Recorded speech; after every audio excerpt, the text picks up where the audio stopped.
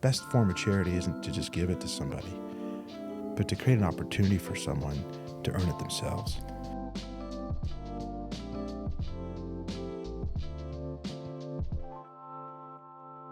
Hey, welcome back to Case Studies. I'm with my new friend, James Anderson. Thanks, Case. So we met each other a couple years ago on a BYU trip. Go Cougars. Yep, go Cougars. Cougars are strong right now. These podcasts are funny because they'll come out like a couple months later. Oh, they will. We'll do it, and then it'll come out a couple months later. And so it's funny when I go back and listen to some of them. It's almost like a little timestamp. And like right now, what's going on? It's really fun to be like a BYU football Cougar fan. Like, did you see how much money we've raised for that quarterback's high school coach? That's so cool. Yeah, like it's so cool. I love being a part of all that this. game.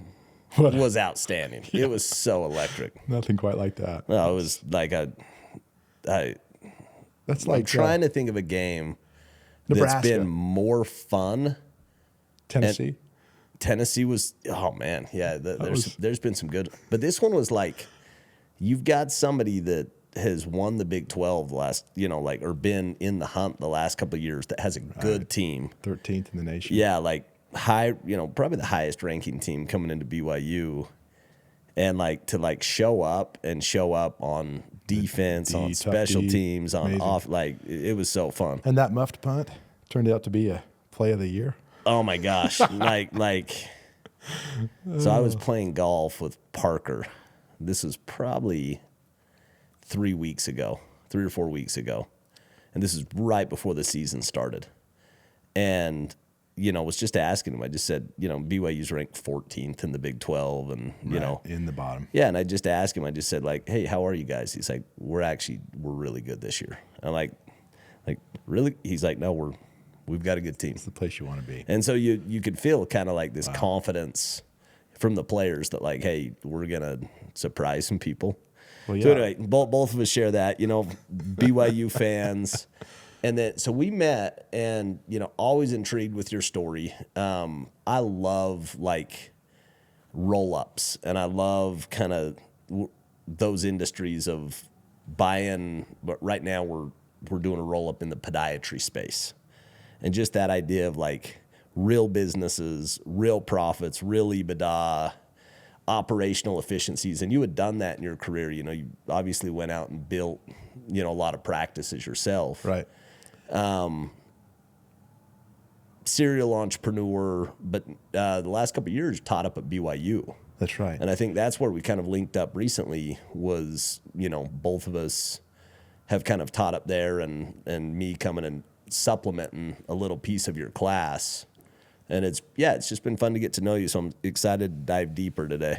Well, I really appreciate that. And, the impact you make. I know your executive, Abby, you met her at the class. Yeah. It was, She's mentioning that to us. It was so fun. We've gone through all these different cycles of how do you become more efficient / effective? And how do you leverage your time? And I don't know if you figured out. I haven't figured out. So that was one where we kind of just tried a little experiment where we just said, hey, does anybody, help us want to go do this for 6 months? And she really wanted to kind of sign up for this hybrid role with me and Chelsea, where she's kind of a executive assistant / family office person. And she's been rock star. The point I wanted to make from that is, just because you're doing things, giving back and helping, that you add more to it. You found an executive admin, and you found pieces to help your life because 100%. You're helping others. And I think that's something I've learned over the years is you just always want to keep moving forward. Yep. And magic seems to follow. Yeah. If you're trying to do good. I mean, how true is that? And I think, we'll get into this in your story. But I think what's been so fun for me about this podcast is you start realizing very, very few, if anybody, had the master plan in place before they got started. You're kind of making the best decision right in front of you and doing the best that you can with it until it unlocks the next door to better options. You're trying to keep upgrading into these better options. That's a great point. And then you're surprised that one door opens and the others didn't. Yeah. And then you take that path. And the one that you wanted so bad doesn't work out, you know? I know. I wanted to go to medical school so bad. Yeah. I realized my senior year I wasn't smart enough. Didn't get in. No, I didn't try. Okay. I backed out, and I still wanted to be a healthcare provider. You know, I had this different perspective, thinking that somehow that was the most important way I could make an impact. Yeah. But I see it differently now. The best way I can make an impact in life is to create jobs for people, to create opportunities for people. So I, like, again, we go any different direction, but I want to go back to the beginning. I want to go back to the beginning of your story because I think it's important. So what's home like for you growing up? Oh, I love it. A lot of faith, a lot of fun. My mother teaches preschool and dance and is an entrepreneur. I didn't realize how much entrepreneurial spirit she had. Yeah. But when I was 3-4 years old, she was teaching preschool, turning our family room into... Here in Utah? Or where? Utah, Idaho. I was born in Alameda. Okay. And then we traveled around. My dad was a CPA. My great-grandfather came from Sweden. Okay. And when we had our exit, and we'll talk about that in a bit, but I remember having this huge sense of gratitude for his ability and his desire to take a risk and come to America. Yeah. Without it, I don't know what life would be like. A land of opportunity where we can follow our dreams and pursue happiness. Yeah. Do it the right way. Very, very grateful for all of that. So five kids. We loved playing baseball in the backyard with my dad. My younger brother would always cry when we would win, but competition was, I say that tongue in cheek. And where did you fall in the mix? I'm always fascinated to see, like, what child. I'm like, number 2. Okay. Are you number 2? I'm like number 5. Number 5. And I think I benefited a lot from having older brothers that played sports or had kind of like paved the way. And even like my parents kind of were done parenting by the time I came through. Like, they get tired. My parents like had these like my older brothers, like, you know, valedictorian, seminary president. I like, you know, for me, like, my mom went back to work. She was a nurse, and it's interesting. I'm always fascinated to see like where people fell in the mix and how that impacted their upbringing. Your oldest daughter's 15 now? 16 now. 16, and you got a 3-year-old? 3-year-old, yep. And yeah, you're still in it. Andrea and I love my kids. I love them all. Yeah. But I'm in that tired dad phase. Yeah, for sure. No, because the kids are all turning out. They're doing great. You kind of trust a little bit more. You more. kind of just like, it's going to work out. Like, you know, I don't need to like be in every single detail. But I want to spend all the time I can. Yeah. But the kids kind of raise each other too. Like my oldest 4 they've all gone to BYU. They've all done all these things. They're all just married good people. Like, it's just gone on missions, things that they've chosen faith. Yeah. They've chosen hard work, another path. Yeah. Well, so going back to the beginning, though, grew up in Idaho, Utah. Your dad was in accounting. Yeah. And that kind of moved you guys around. Mom's an entrepreneur. My dad is too. That's why they came together, I believe. But my dad, you know, my granddad was a garbage man. My grandmother worked at a cleaning factory her whole life, dry cleaning place. Yeah. And my dad was the happy little kid that would tell my granddad, get out of bed, let's go play. And he's the happiest person I know. Now, he was hit by a drunk driver when I was a freshman in dental school. Your dad? Yeah. And he's still here. He's not the same, but he's the happiest person I know. And he teaches me, no matter what happens, no matter what kind of trials you go through in life, just choose to be happy. Wow. He's just a happy guy, always a smile on his face. I miss him. He would have been a great CFO and a great partner all these years with me, but now we talk about other things, mostly U.S. Open and the Dodgers. So it affected him, the crash. Yeah. Man, that's so hard. It's hard. He was in a coma for 6 months. I remember sitting down talking to Chad Lewis in a similar situation where his dad, I think he had a stroke. Yeah. And it was something that just like kind of stole some life from somebody that was so healthy, so driven. You know what I mean? He was 49 when it happened. Man, so young. Too young.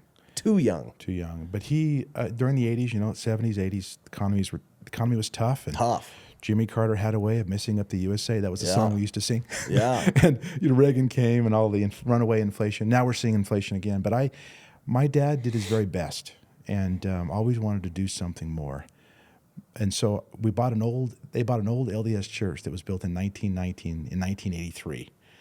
And we moved into that church. We didn't have a shower. That was home. That was home. How cool is that? We didn't have a shower. That's incredible. So we go to the Bountiful Bubble every morning. I'm starting 7th grade. We go to the Bountiful Bubble, and we pay 25 cents to shower around one of those poles. We got to know each other real well. And after a couple months, they let us shower for free. But the goal was, my dad was teaching us, guys, no one's going to give it to you. Just be creative. You don't have to think. You don't have to do what everybody else does. Like, let's try to build something great. And this old school became a preschool dance studio. It became a place where we'd play basketball all the time. But that was actually home, right? Home. Yeah, it was home. Was it home the whole time? Whole time. What? Yeah. That's incredible. Yeah, I stuccoed. When I went on my mission, I went to Virginia, and we were stuccoing the outside of it because it needed whatever, and it took so much work. And it was my dad's farm. Like, he raised his boys by having us do things. Work on that thing. Work on the house. Yeah. Yeah. We worked on it. We built it. When I came back from my mission, only one wall had been stuccoed. I had to do all the rest of it. So he taught us hard work. He taught us diligence. Oh, that's an incredible story. So did you ever put bathrooms in and stuff like that? Okay. We did. Finally, after 6 months. So that was kind of like, hey, we've got this great building. It's got the bones. It's going to be It's got a couple things missing. We're going to go put those in.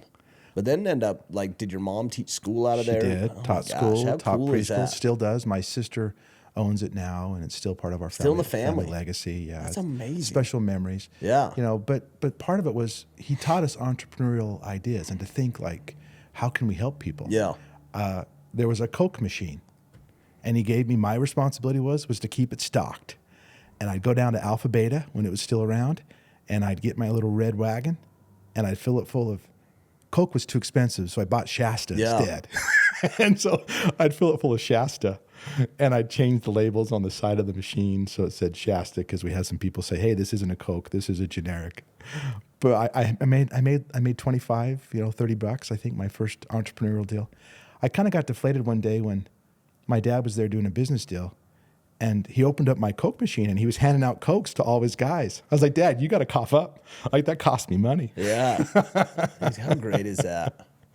Oh, it's fun. It's so great. Like, we've been going to this plunge, like, sauna steam room or sauna cold plunge. Like, it's a really cool spot in Provo. And there's a girl that is there, and named Krista, and her son was kind of a wayward teen. Huh. And I remember meeting this kid at 15, 16 years old. His name's Zach Anderson. He's gone on to just be crazy successful. But I had him stock my fridge, and he was my fridge stocker. And I'm remembering that when you're talking about like that job of, like, being responsible and filling it up, and, like, what you learn from having to organize and have to purchase and what's selling, and, like, these little lessons of, like, oh man, like, this one, I never have to refill this because no one likes it. Yeah. And this one, like, Turns over. Yeah, I can't keep it. And, like, these little lessons that are just so valuable, that you don't really know that you're learning. I think about, like, that farm, as you call it, or like that school. I mean, like, what a gift to the kids to say, like, you get to go see what being resourceful means. Mm-hmm. Like, we're going to go be resourceful. We're going to go take something, repurpose it, make it profitable, make it an asset that pays us. And you're just like, man, what a lesson. Yeah. At first I was embarrassed by it. People would ask, "Where do you live?" And I'd say, "Oh, we live over there." Yeah. But then by the time I figured it out, I was proud of it. Yeah. In the righteous kind of way. Like, I was just grateful for my parents and for their I think, like, as time goes on, you're probably more proud of it. Like, I think it's those things that start, like, ripping at your heartstrings. Even, like, thinking about, like, grandma and grandpa cleaning trash, like being a trash man and in a cleaning place, so that mom and dad could buy the church, so that you can go be the CEO. You like, it's this stuff that you're just like, it's a legacy you build on each other. It's 100% a legacy, and, like, if you spend any time thinking at all, it's hard just not to be, like, abundantly grateful. It's part of, like, what I think now as a dad, and decisions I make now will affect that legacy 30 years from now. 100% for good or for bad. Right. Yeah. And it helps me want to be better. Yeah, that's the consequence. Like that's the stewardship or the weight. Yeah, good point. My mom's dad, I'm named after both my grandfathers, and James Hessing was just an amazing person in Boise, Idaho. He owned a Chrysler dealership.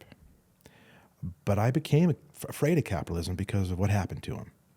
I still remember the story. He tells us he went to Lee Iacocca and gave him the keys and said, "Look, you got to build me a car we can sell."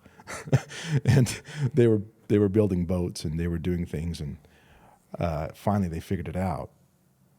But he risked the farm on a hotel, and he mortgaged everything he had when the new Boise Temple was being built, and it almost ripped our family apart.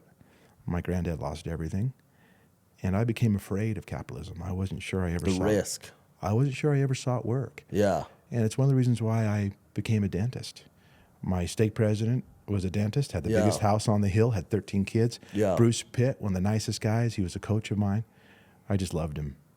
And I was like, I just want to be like that. I didn't even know what dentistry was. I didn't care.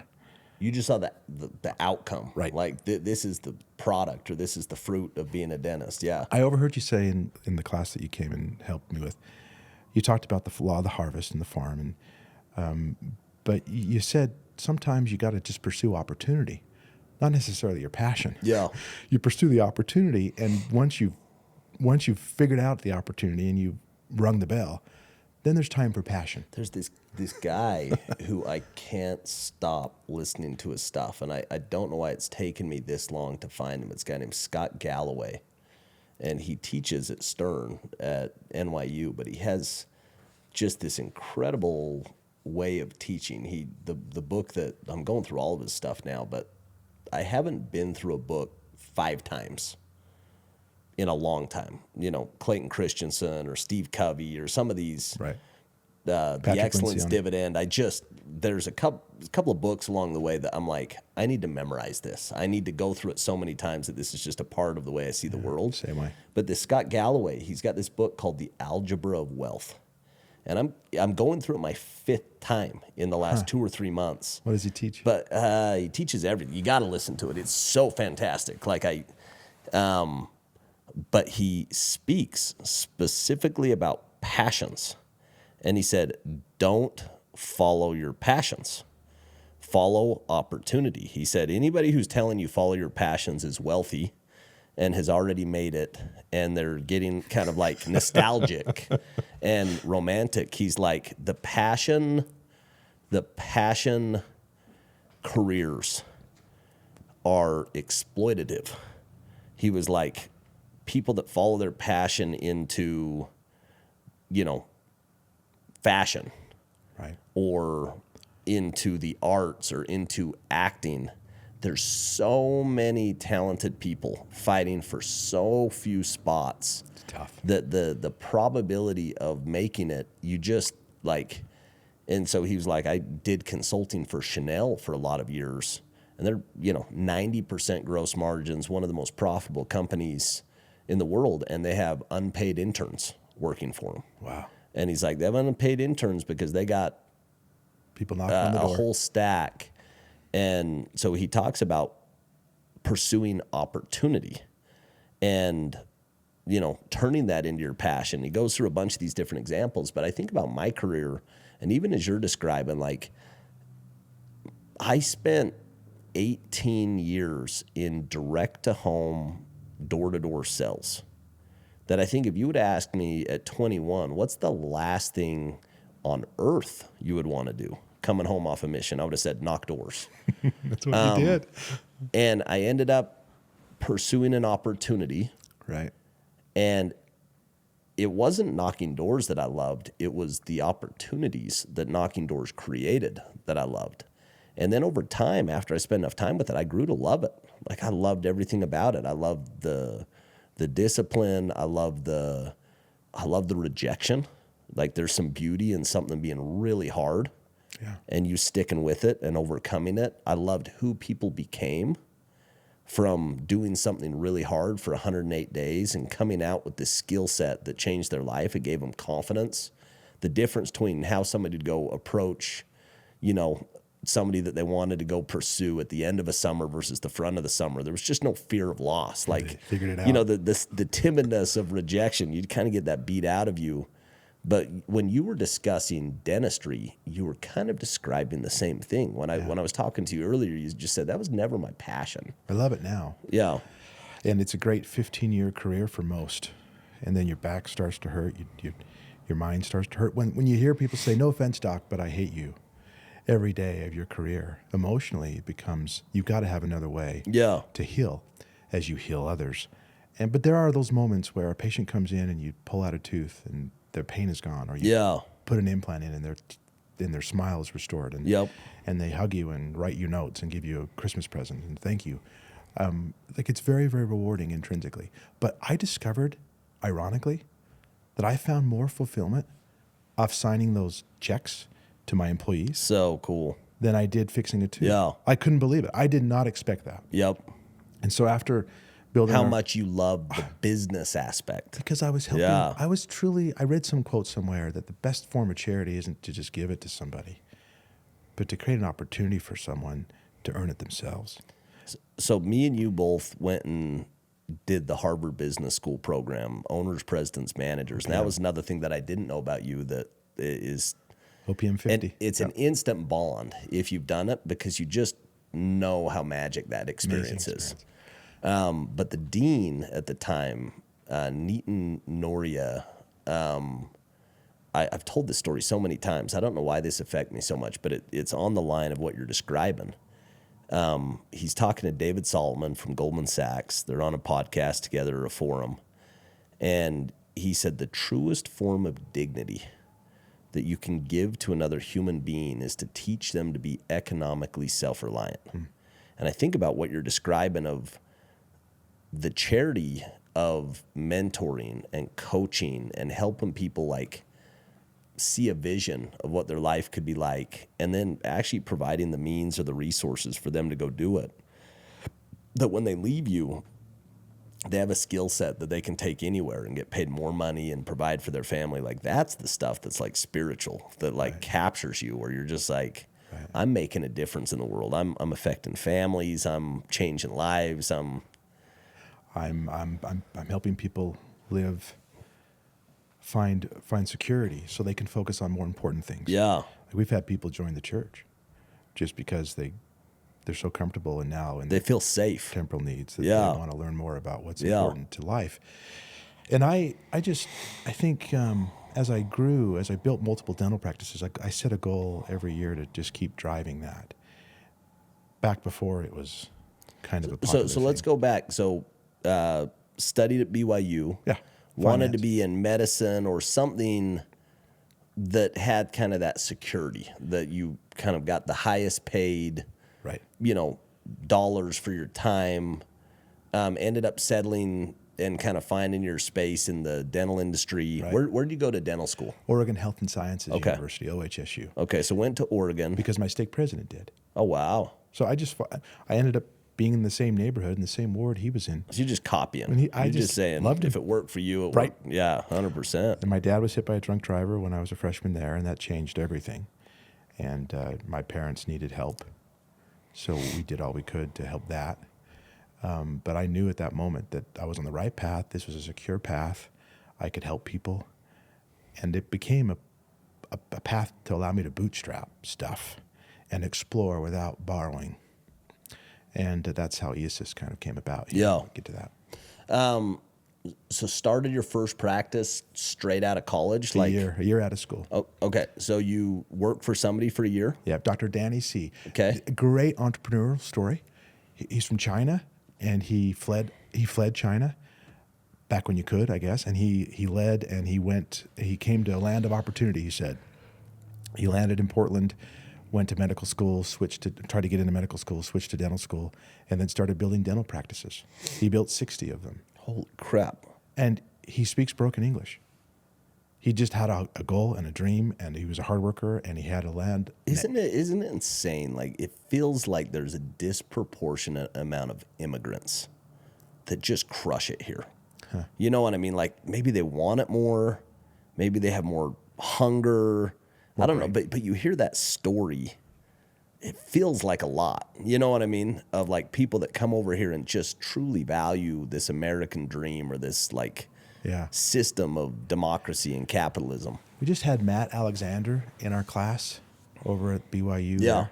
Do you know Matt? Mm-mm. Oh, great guy. You'd love to have him here on the podcast. Just a great, amazing story. Okay. Had a number of exits, $1 million exits, and he builds things. Doesn't build software, but he builds things, and goes to China every other season, and he said something very striking, very similar to what you just said, that most Americans don't appreciate what we have, and those that come here do, and it may explain what you're just describing. Yeah. Like they appreciate the opportunity here if you go take it.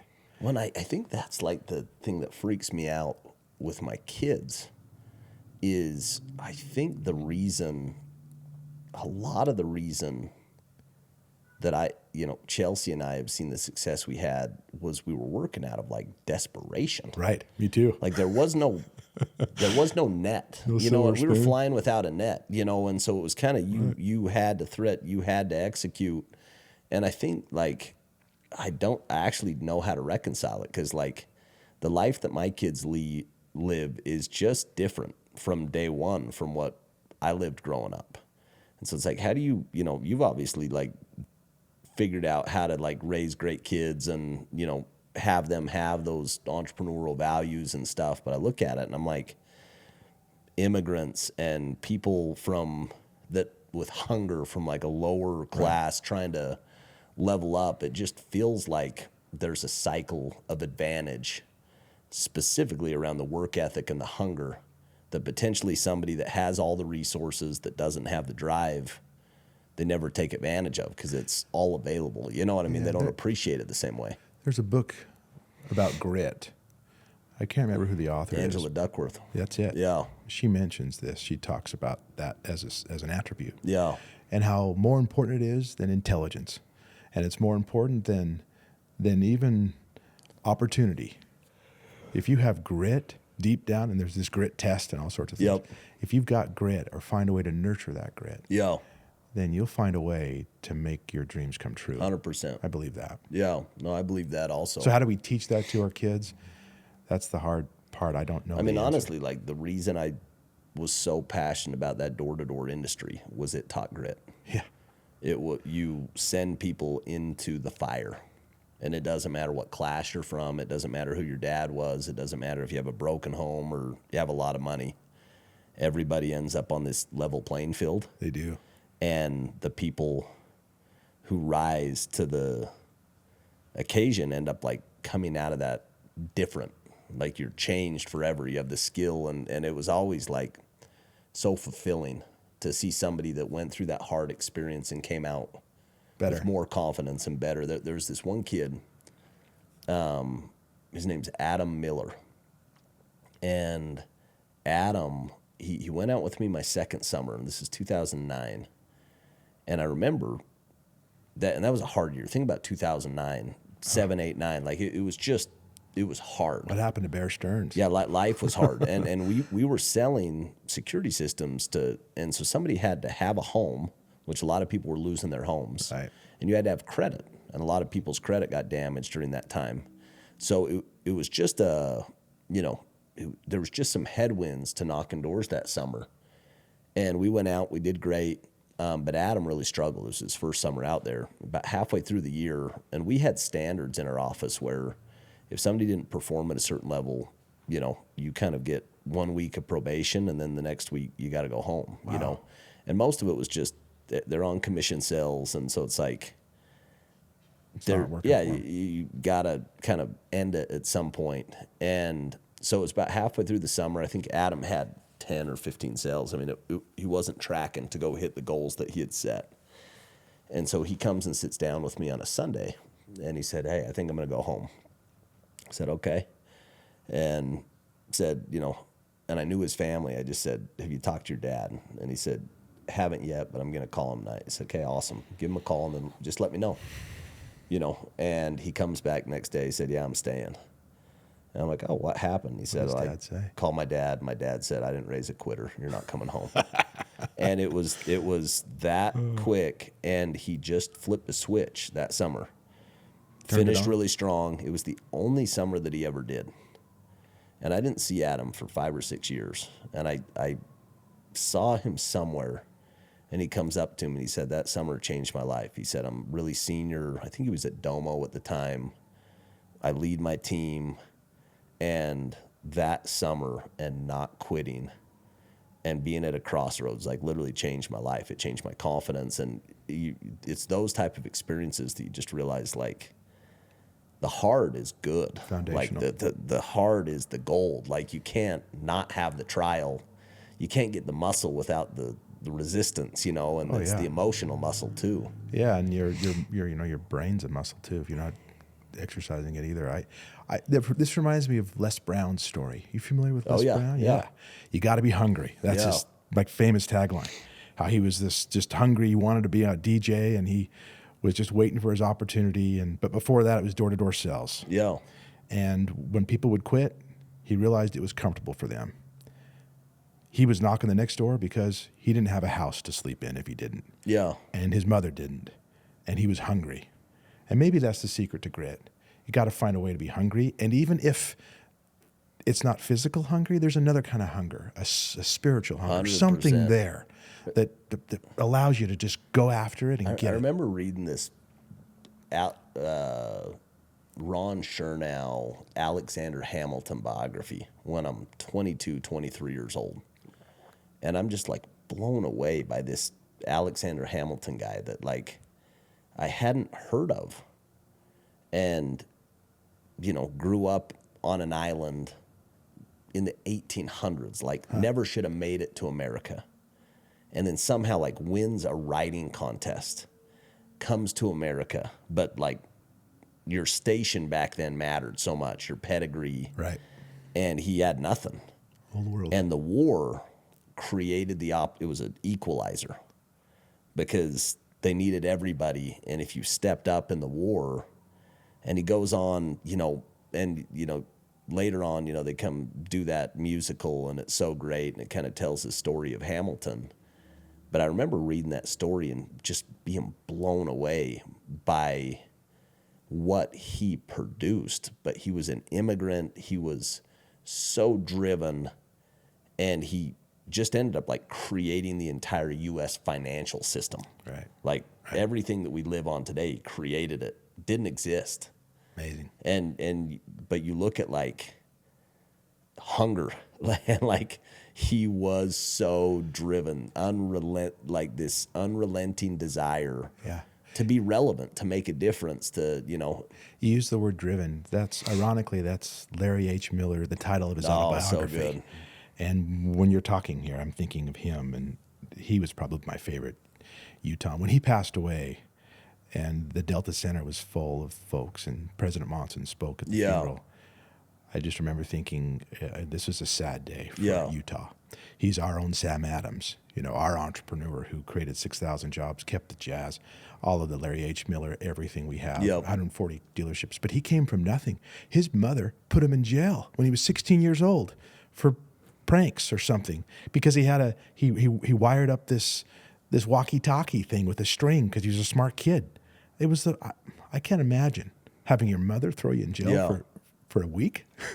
Talk about hunger. He had it. So we had his wife, Gail. We did a conference a couple years back, and she came and spoke. That's and great. She was speaking about Larry, and she said, your wealth, this was his quote. He said, your wealth is what you have if you lost everything. That's your real wealth. Would friends show up to your funeral, your family, your health, your faith? Like, that's your real wealth. Mm-hmm. And he also said, he's like, and I know if I lost everything and had to start over and had to go sell apples, I'd sell more apples than anybody else. And that was his mindset, was just like, I know I can produce value. My family's never going to want for anything, because I could lose it all, but my drive and my resourcefulness, I'd go create it again. Hungry. And that story, I didn't know that story about the Delta Center, but I don't, there's a Tim McGraw song right now. It's Standing Room Only.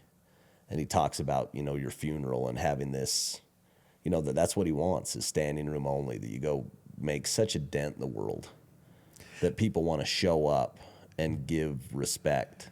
And I'm like, that's like a beautiful picture of like, you did it, you know, you created so much value that people show up to like pay respects to. I think that's what, you know, that on my tombstone, let's see, Stephen Covey is my favorite guy, and the 7 Habits of Highly Effective People, of course, is like book number 3, standard it's the Bible. works. It's right. It truly that's is. what I tell him. That next to the other 2, that's it. And he made the point, you know, think about where you've gone. You can't change, but where you're going to go before you're called home, you can. Yeah. And a proactive person makes a plan and begins with the end in mind, and doesn't procrastinate and goes after it and creates and spiritually creates that.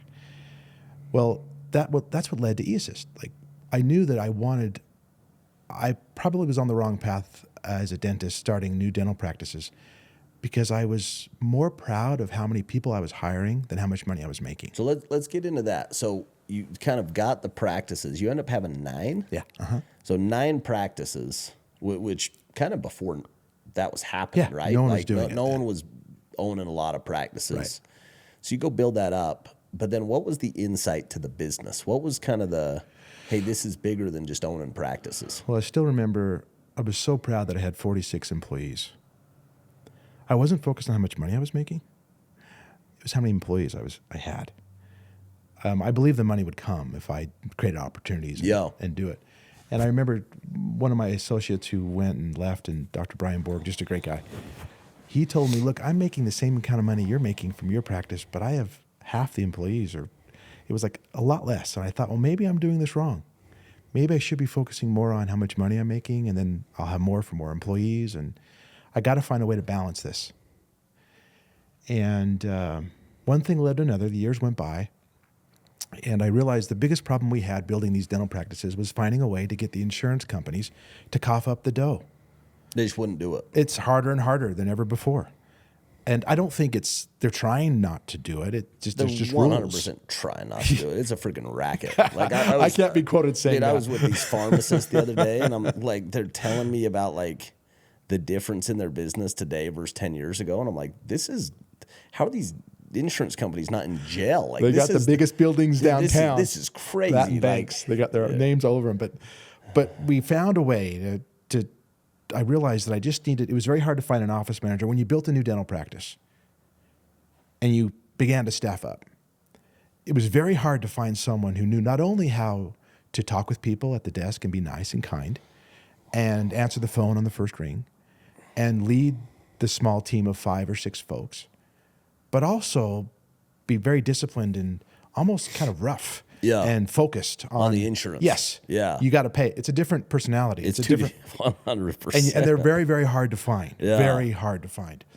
And what I discovered, and when we'd have turnover in a dental office, what I discovered, those that knew how to do it were already employed by somebody else.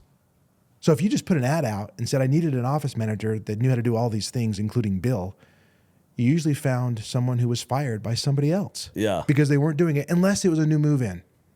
And that was the blessing. We had a new move-in who came in from Washington. Her name was Jen Harvey. Changed your business. Changed our business. She taught us so many things we were doing wrong. And it was a black box to me, and I just gave it all to her. Yeah.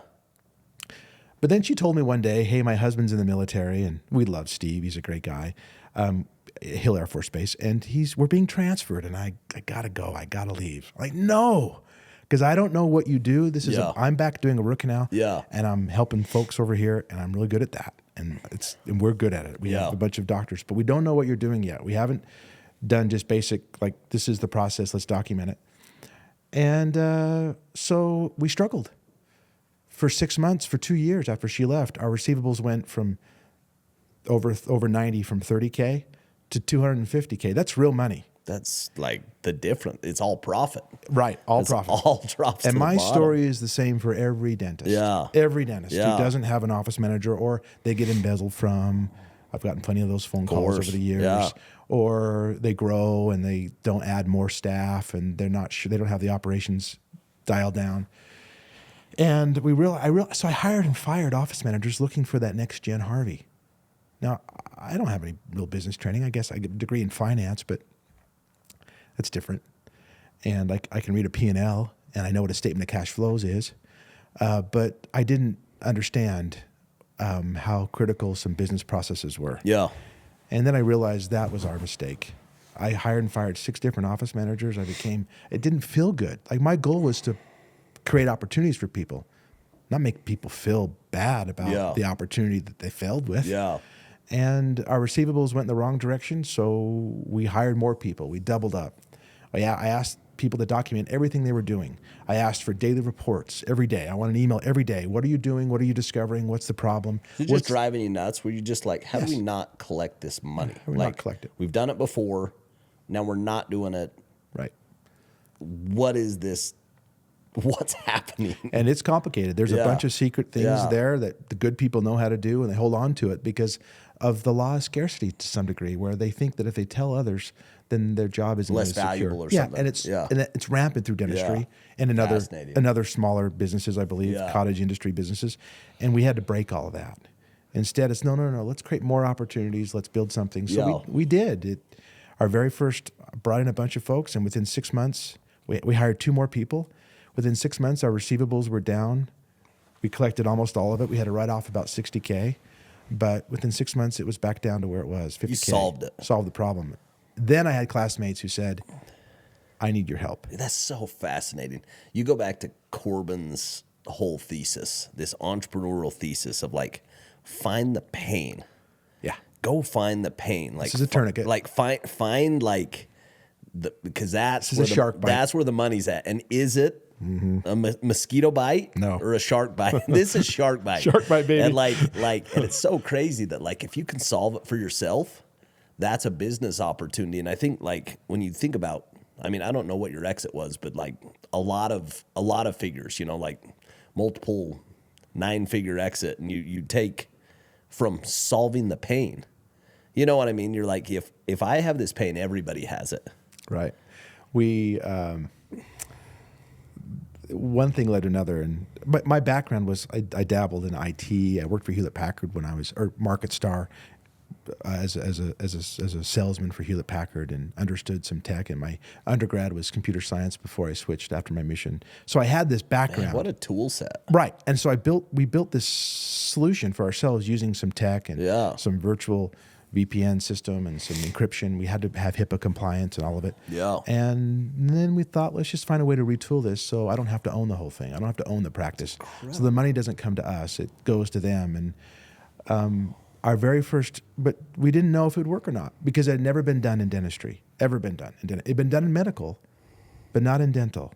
I actually, before we built it, Sandy Odell is my co-founder and my office manager, and it was her idea to say, let's just try to go out and do it ourselves. And then we did. And she and I became inseparable, just fantastic team. And she, we first tried to just find someone else to do it. And no one was doing it. Yeah. So we bought dentalbilling.com for $3,000. $1,000. Yeah, now it's worth, I don't know, 100, 200, 300,000. You can't take it away from us. That, we're never going to take that. Just the URL, we're never taking that away. But it became something that we never would have imagined. We made the Inc. 5000 list 9 years in a row. We just made it again this year. Utah's Fast 50, 6 years. Mountain West 100, 7, 8 years in a row. It's just been a wonderful blessing. I never would have imagined. But because it's a shark bite.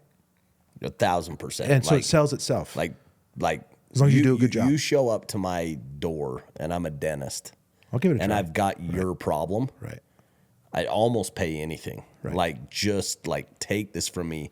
And I think that's something that was insightful that you said that's probably common in your industry is a specialist saying, hey, business people, just go solve that. I just want to do my specialty.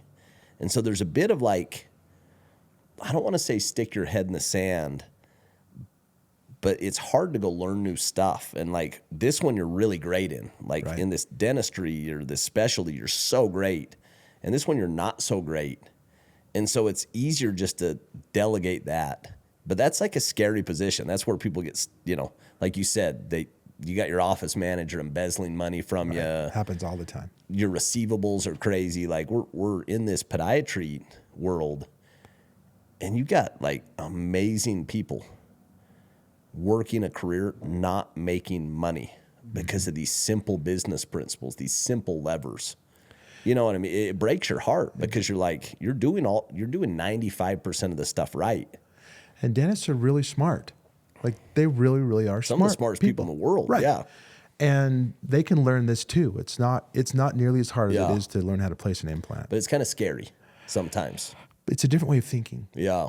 There still has to be some trust where you need a team of people that you can rely on. Yeah. But Stephen M. R. Covey wrote a book called Trust But Verify, or the Speed of Trust. Yeah. And that concept, I think, has resonated with me more than anything, in terms of how do we delegate and how do we find good people.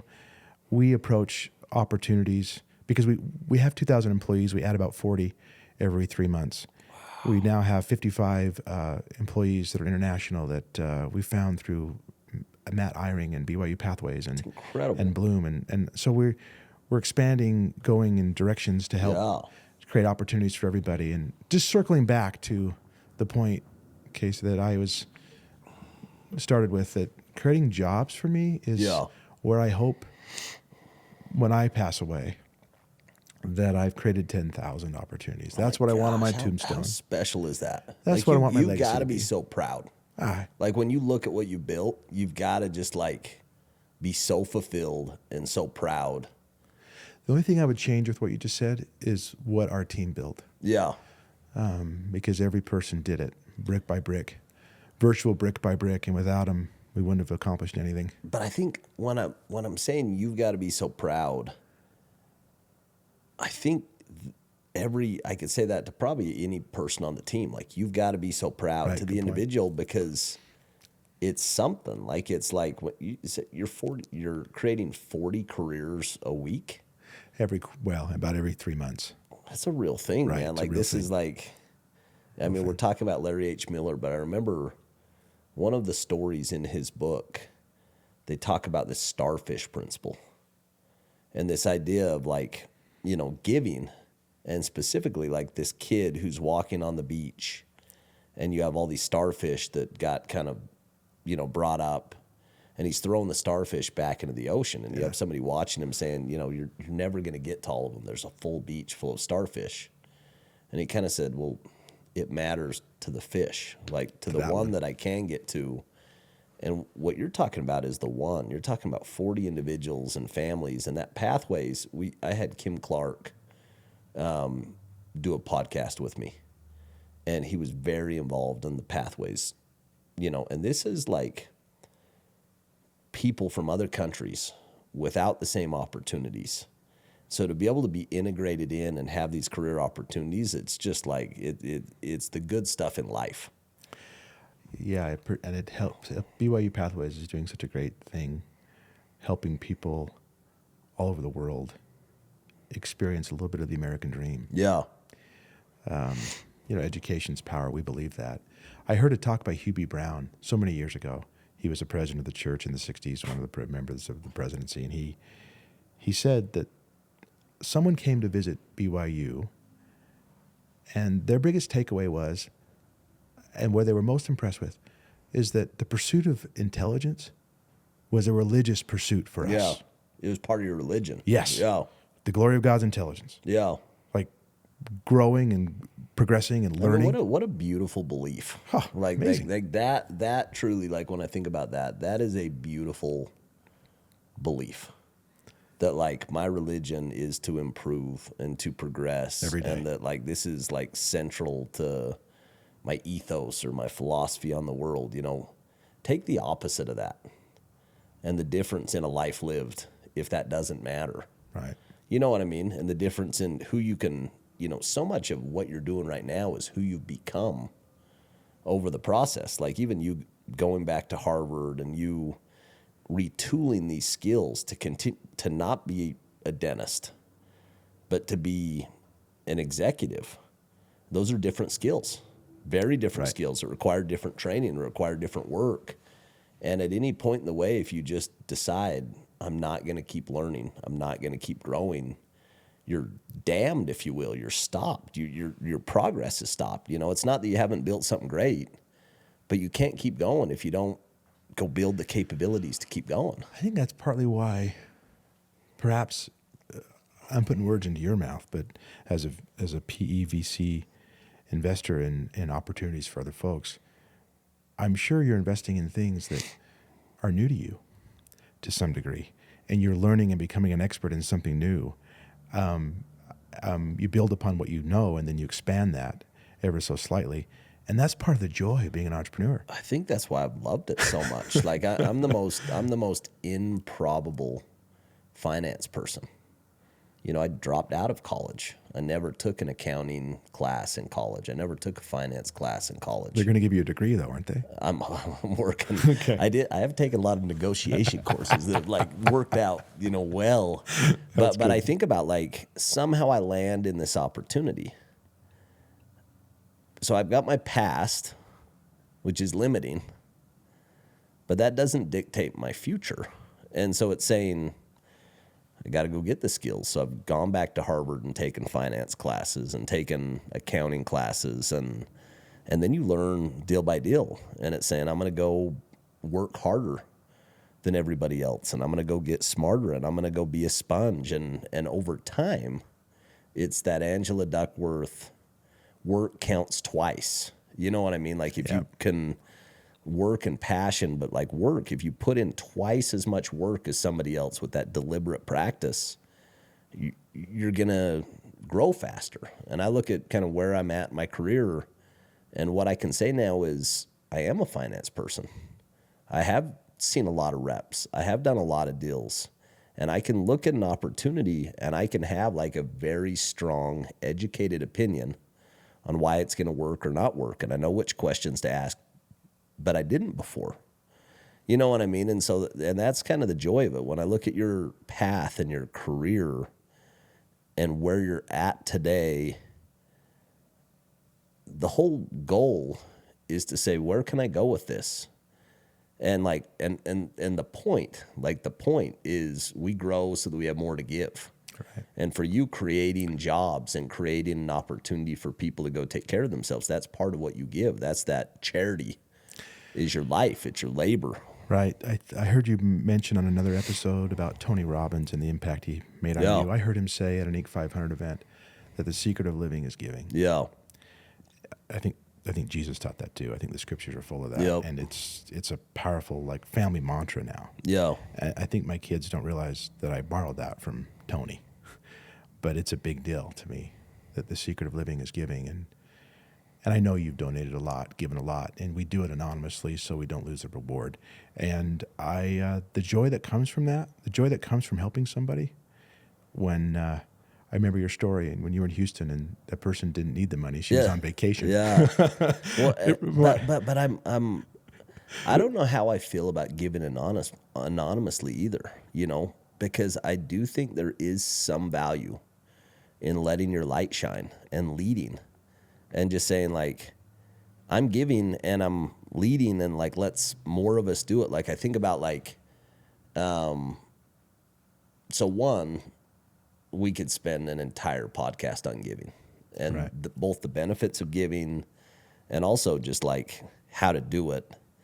And that's a pursuit that me and my wife, you know, we're really passionate about is what's the right way to give? How do you do it in the most meaningful, impactful way? Because there's unlimited, you know, needs for your capital. But Todd Peterson, who's, you know, number one on my list of people that influence me the most. He truly, and still does to this day, you know, I consider any time that I get to go spend time with him like a gift because of kind of this beautiful way that he sees the world and how he attacks it. But one big piece of that is the charity aspect. And he gives, you know, on the macro scale, he'll donate to IHC and he'll put his name on a building. They'll kind of do these bigger gifts. But the habit that I've taken from him that's been added the most quality of life for me personally is the micro giving. It's saying, I'm going to go carve out, if 50 grand a year, but I'm going to break it into $100 bills. And I'm going to find a way on a daily basis of impacting somebody's life, and the like little dopamine hits and the happiness that it brings me. Like I was telling you about this little plunge place, but they have this QR code where you can give a tip, and they come in and they kind of serve you. They'll bring in the water and they'll put it on the sauna, and they're cleaning up after a bunch of sweaty people when they're done, and you know what I mean? Like it's a service job. And I don't know for sure, but I bet they don't get many tips. And so I've just made it a habit. I pay $20 for my service and pay $100 for a tip. And I get a call. There was a girl who worked there she had the same name as one of our like really important investors. And I just asked her, I just said, hey, Zobrist was her last name. I said, is your dad or grandpa Phil? She's like, yeah, Phil. He's a real great guy from Vegas. And anyway, give her a tip. College student at BYU. And I get a text from Phil, and he's just like, hey, my daughter texted me, or my granddaughter texted me, said that you gave her a tip. And like those experiences, like I can't tell you how that's affected my life over the last decade of just these. Yeah, I had this other one. I take my daughter on a date. We go to Cold Stone, and there's this girl that and having teenagers now, I don't know if your teenagers ever struggled, but I've got some teenagers that, are just in those years, and they're hard years. And there's this girl working the line that it's almost like she has a rain cloud over. You can see that she's just really down. She's got, bleached blue hair, which is so great because my daughter now has bleached blue hair. But at this time, I'm on this date with, one of my daughters, and the energy was actually really bad for a service. And get to the end of it, look her in the eye, and just said, hey, thank you so much for serving me and my daughter, and give her $100 tip. They sing at Cold Stone when you do that. What's that? Don't they sing at Cold Stone? I can't remember that. What I do remember was there was a guy, I didn't know who she was. And there was a guy I worked with. Man, it makes me emotional just thinking about it. But there was a guy who I worked with, and he said, hey, I just want to reach out. He's like, my daughter told me that you gave her a tip today, and it made her day. He's like, she's been really struggling. And I think back, and I'm like, that philosophy of giving, whether it's your labor, whether it's your time, whether it's your resources, I think it has more to do with like a philosophy and a mentality than it does to do with actual like the dollar amount. Because I think about the people who make the biggest impact. It's not dollars. All of us have resources. All of us can give time. All of us can give courtesy. All of us can give good energy. But if you have abundance in your business, you can also give financially if you have surplus. And I just think it's the secret to living truly is giving. When you talk about that family philosophy, it's like, what's it all about? It's like to go make a bigger dent, you know what I mean? And I think that's when you think about Larry H. Miller and the Delta Centerfold, you got a lot of people that were employed. You got a lot of people that love the jazz. You got a lot of people in a lot of different places that family's touched that showed up, because that family had given so much, and they still do, that Miller family. Because they care. It's so core to just who they are, See, I think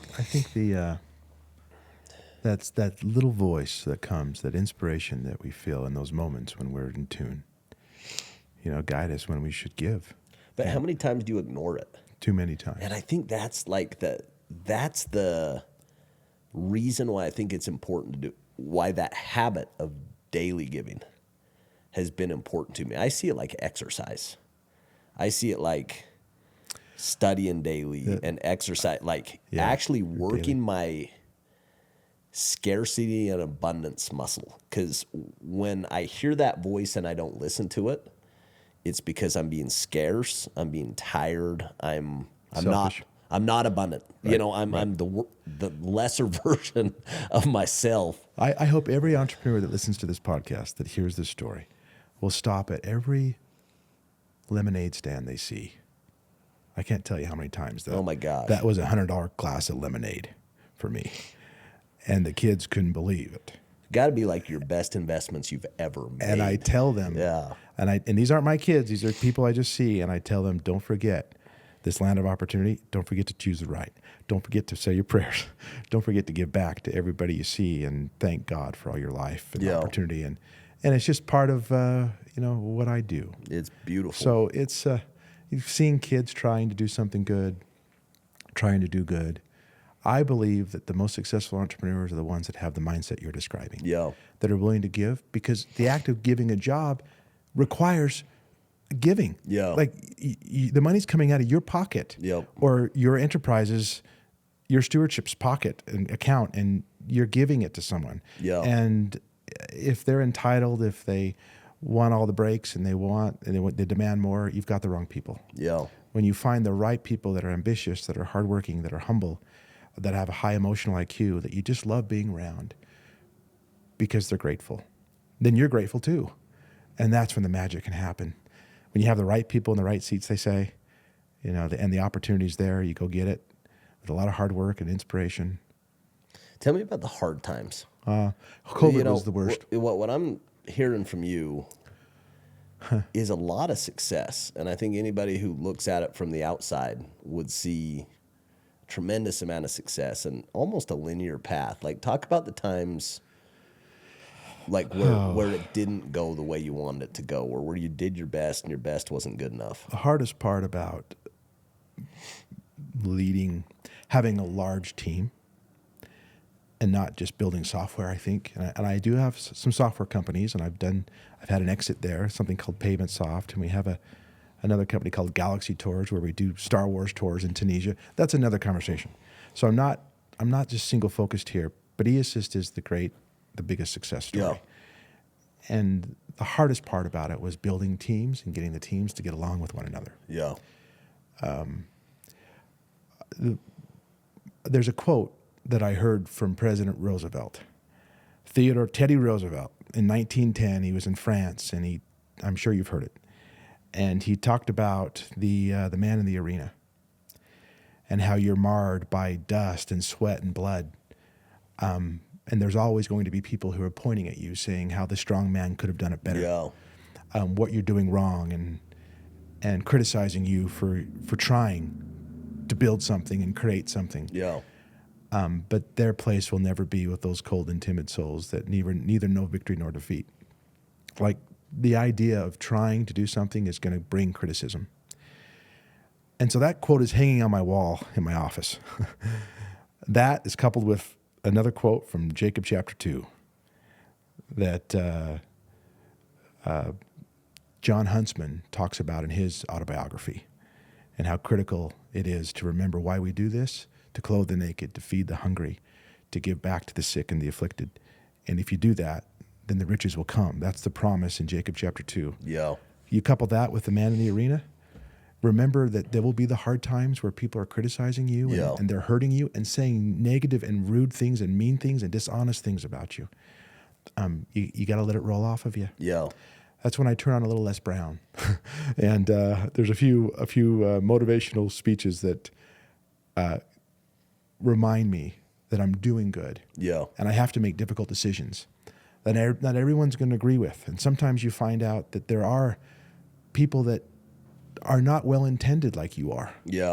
Who are selfish. It breaks your heart. It does. And you trust them, and they break that trust. And I'd like to talk about servant leadership a little bit before we end. I love it. But every now and again, you got to turn over the temple, go into the temple and get the money changers out, and you still do it with kindness. But you've got to make the difficult decisions. So leading people and then being criticized by your decisions are probably the hardest things to cope with as a leader, as you build an organization that is succeeding and growing quarter after quarter after quarter. COVID was the hardest time. In our industry, dentists were shut down. Yeah. I still remember when I got that, Rudy Gobert got the COVID. And Oh, yeah. what happened? In Utah, shut down dentistry, but we're national, so every state has their own rules.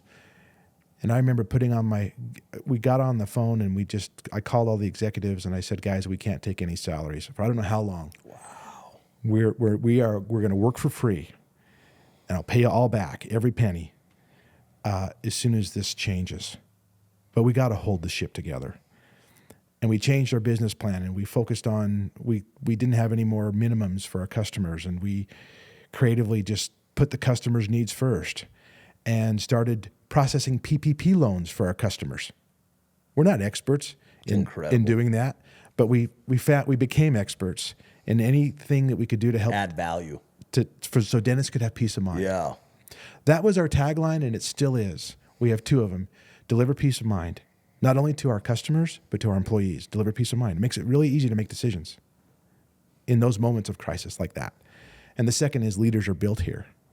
We want to build better human beings that know more, are more capable. What a couple beautiful pillars to build of your company. You build on those two things of just add tremendous value. I think if there's any principle that's misunderstood or not talked about enough in entrepreneurship, I would say it's that.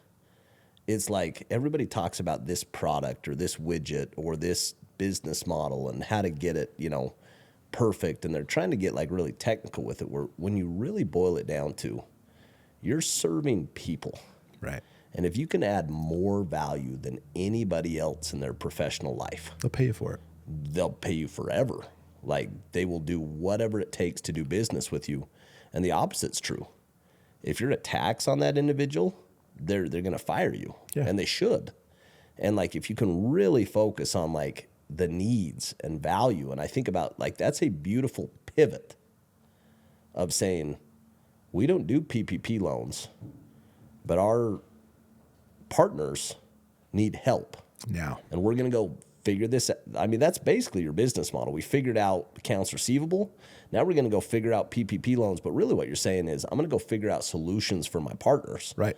And if I can figure out those solutions, they're going to come to me forever because I create so much value for them. But then the second one, which is there's these thought leaders that inspire me so much. And, some of them are similar faith and some of them aren't.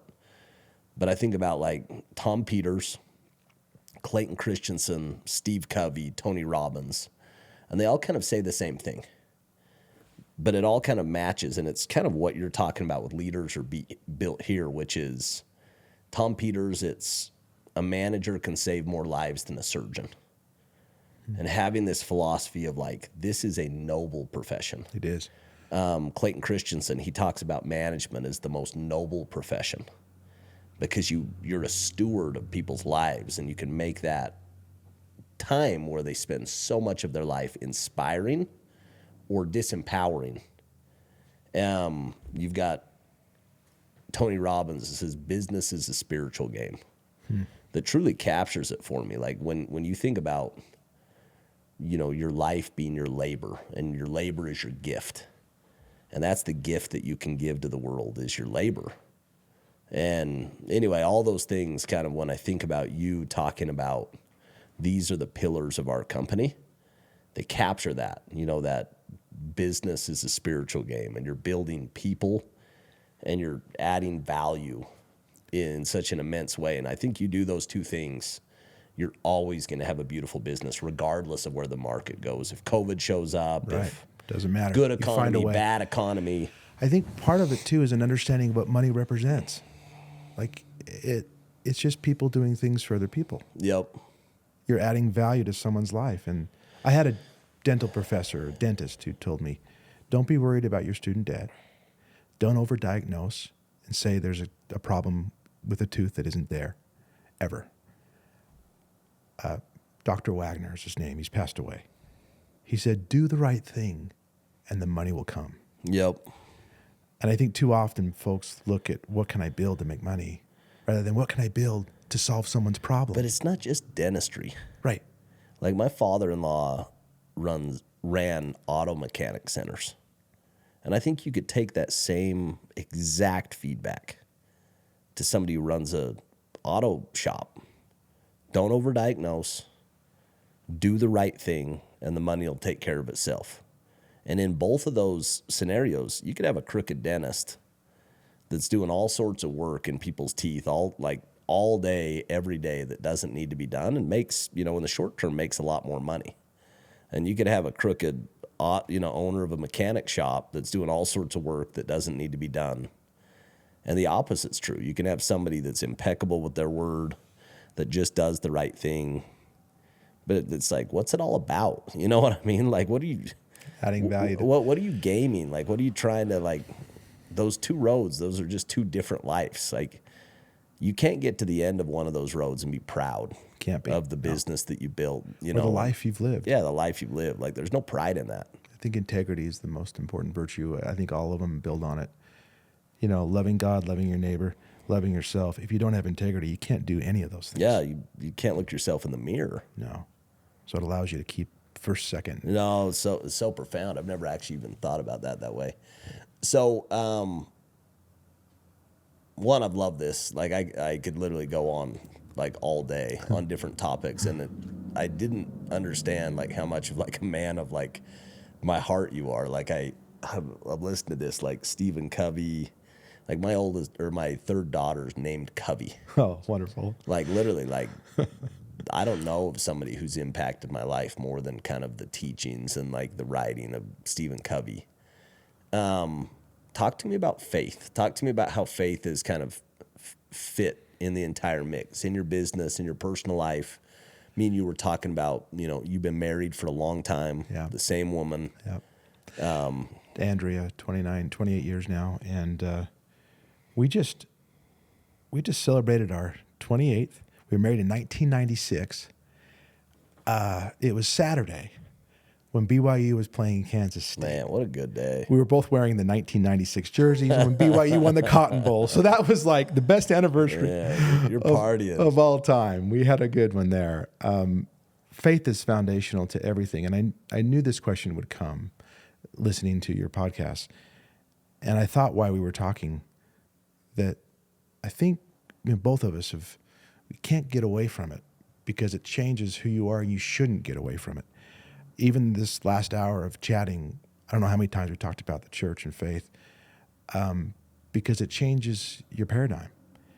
And knowing that God lives, Jesus is the Christ, gives me a purpose that allows me to be hungry, to do something different than just do it for myself, to build something better for the world that is lasting, because I won't be. I don't know how many more years I've got left. I planned out I die at 93. That's what Stephen Covey told me. Plan it all out, but I have friends who've died who are no longer with us. Your dad. To class with. My dad at 49. He didn't pass away, but life changed. You never know. At 49, Faith is foundational to an entrepreneur's journey. I often will tell folks at BYU that you want to become a better disciple of Christ, build a business. Yeah. Because you don't have a rich uncle to bail you out. You don't have Uncle Sam unless they shut you down. So, during the COVID years, let's pray that never happens again. It's just you and God. And you spend more time on your knees asking for guidance and inspiration to make the decisions that you're responsible for. Yeah. I heard Marriott. I went to Washington, D.C. on my mission, and I was there for the temple rededication, and Brother Marriott was there. And President Nelson invited him to come onto the stand in the Solemn Assembly Room up there, and he spoke about Marriott Corporation and how many times he was in the Washington, D.C. temple looking for guidance and insight. He said he didn't always get it right, but it turned out pretty well. Yeah. Whenever I stay and travel, I always look for a Book of Mormon in the room. Yeah. And I usually pull it out and put it on the bed, and just to remind myself of who I am. Because life can come at you pretty hard. And remembering who you are makes it easy. It's really special. One one more thing before we finish up. Talk to me about like what the future looks like. I'm always fascinated with kind of what drives people. You know, you've got one person that like, I want to retire when I'm 55 and I want to go live my life out on the beach, or I want to, you know, like there's not like a right way or wrong way. Like life's an art. It's not a science. It is. What drives you? Like what does success look like 30 years from now? Like if you get 30 years from today and you do this, what did you accomplish and what, you know? I think I want to echo Clay Christensen and what he wrote and how I measure my life. He said this, it's how many lives I've impacted every day. And I think that's what brought me to BYU and with Corbin and helping with his overflow and teaching the other section of ENT 101. Yeah. I can see it in you and what you do for them. I see that as my calling now, is to bless as many lives as I possibly can. To serve. If it's with jobs, wonderful. Yeah. If it's with knowledge, if it's with class discussions and sparking networks and inspiring young minds, then I'm making an impact, and I could do that forever. Yeah. So I think my wife tells me I should learn how to golf. Something I've never. You got to do it. I got to figure that out. It's my I know. Almost everybody. Most entrepreneurs all do. Oh my gosh! But I'm like Carl Malone. He didn't either. But he farmed and worked really hard. And I guess I like to create, and I just keep creating. So inspiring and creating. I'll keep building businesses. I'll keep teaching. I'll keep lifting. You love it. I do. Like you're right in your sweet spot right now. Right now. That's so cool. Well, brother, I've loved chatting with you. Thanks for taking some time. Look forward to doing it again. And yeah, I honor you for kind of the life you've lived up until this point. Like I'm just listening to your story, and I hear 6 kids, married to the same woman for a lot of years, 2,400 employees, you know, teaching up at BYU. And I'm like, you've just got to be so proud of like the life that you've created for yourself. And it's like when I'm around people that, you know, I admire, it's just fun to kind of see examples of like from a holistic approach, what you're doing and what you've done and what you're kind of doing going forward seems like one of those examples that I'm like, okay, put that in my list of models of what success looks like. 'Cause it feels like you're capturing it, you know what I mean? Yeah. Which I love and wanted to kind of call it out and honor you for that. I really appreciate that. I think the best way I could describe it is I'm grateful. I'm grateful. I love my dad and my mom and my kids and my wife, and I wish my dad could be here to be more a part of it. Yeah. But I'm grateful for all of it. The highs and the lows, and I hope that at the end of the day, I keep progressing and help others do the same. No, I'm sure you will, and again, love being a part of your class. You know, love being a part of your journey. So glad you are. Yeah, grateful we had a chance to go take some time today and dig in, because these stories, they're so fun for me to like pull back the layers of the onion. Yeah, and to really see like what's there. And it's just, yeah, the more that I'm digging on yours, the more I'm like, man, what an incredible story. So anyway, thank you for coming out.